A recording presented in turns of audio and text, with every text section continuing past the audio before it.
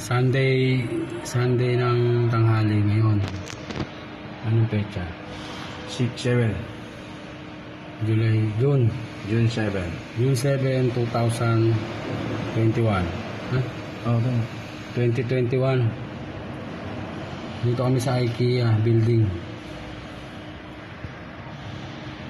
Ayan yung simbahan.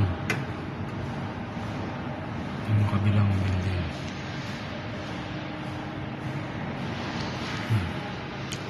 Ito kami sa 5th floor. IKEA. Kitang-kita namin yung mga tao sa baba.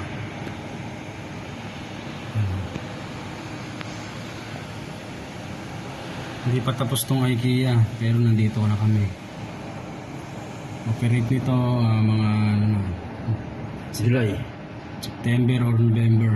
Mag-start na silang mag-open. Market. Kitang-kita rito. Si Joel, kasama ko. Ito, batang IKEA. Congratulations. Congratulations. Maghabang ka.